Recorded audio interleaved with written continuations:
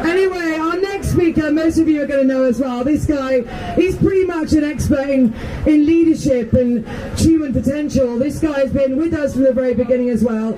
He's been talking to you, he does a podcast, he's been speaking the truth, and he's done an awful lot for the freedom movement, human rights and civil liberties.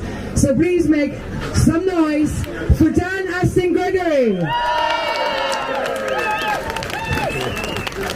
All right, good afternoon everyone. Great to see so many people here. Now I'm guessing you people at the front have already made up your mind that this is a really bad idea to introduce these schemes, am I right? Yeah! Great. So I want to speak to the people who have come here out of curiosity today to find out what's going on. Because the reality is, our dear friends at the BBC and others aren't really speaking about this at all. But this is a global rollout of a scheme called the 15-minute cities. And when people say that, you know, the press, like the BBC, would say, oh, it's a grand... The conspiracy theorists are saying it's a grand conspiracy.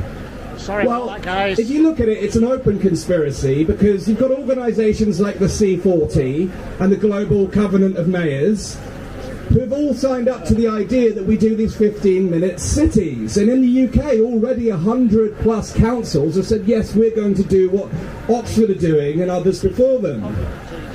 And with everything that's been spoken here today, there's always an emotional plea to some utopian ideal. And I can understand it. I can understand the appeal of a green city with, you know, lots of beautiful areas for our children to play in. Who doesn't want that? Who doesn't actually want to live in an area where there's lots of great amenities nearby? We all want that kind of thing. So where are the checkbooks at the local councils in terms of investing in beautifying the area, investing in industry, investing in local jobs?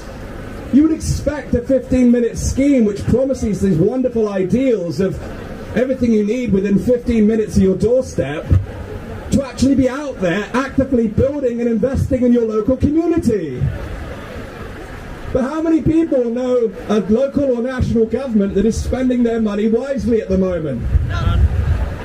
You know, this is a left-leaning city, I know that. And again, the media will say, oh, the right-wingers came here today. I've been politically homeless all of my life. There's things on the left I like, there's things on the right I like, there's things on the left I'm appalled by, and there's things on the right I'm appalled by.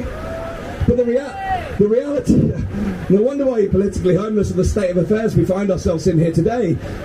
But the governments are needlessly spending our money on war and, you know, cronyism and all the things that billions have been spent through the last 3 years on COVID, leaving us in quite a precarious situation. So no, we're not facing a beautiful 15-minute city where everything is wonderfully available on your local doorsteps, wonderful education for your children, beautiful parks, wonderful amenities, lovely restaurants. If that was really what was on offer, you would see people's legs matching their mouths and taking action to actually build vibrant communities. And I'm sure we'd all agree with that ideal. That's the promise. But like every con man, it's a missale. We've been missold.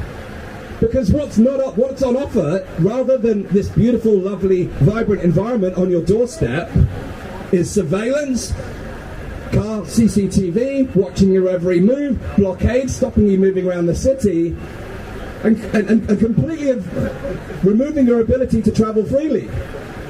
And the reality is this, within every utopian ideal there has to be realism and practical reality. There has to be pragmatism. You know, if you're a major employer in Oxford, how are your employers going to get to you if you're only able to get within 15 minutes of your city? Now, of course, there's exemptions. Right, okay. All this language we're getting used to for your own safety. Exemptions. It's all become normalised in this new normal. Who accepts the new normal, by the way? I think it's time that we define a brighter future for ourselves. It's time for us to take the power back and say, actually, we do want vibrant, beautiful, lovely communities on our doorstep. But who's going to build them?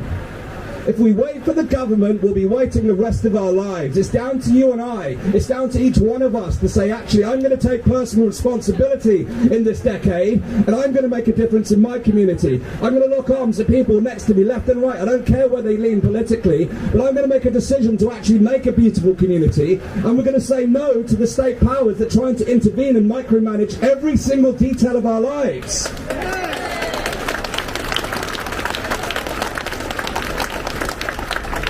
There's a great paternalism about the government. They think they're your parents. The reality is, though, we're adults. We don't need other parents. We don't need more parents. And the hard thing is this.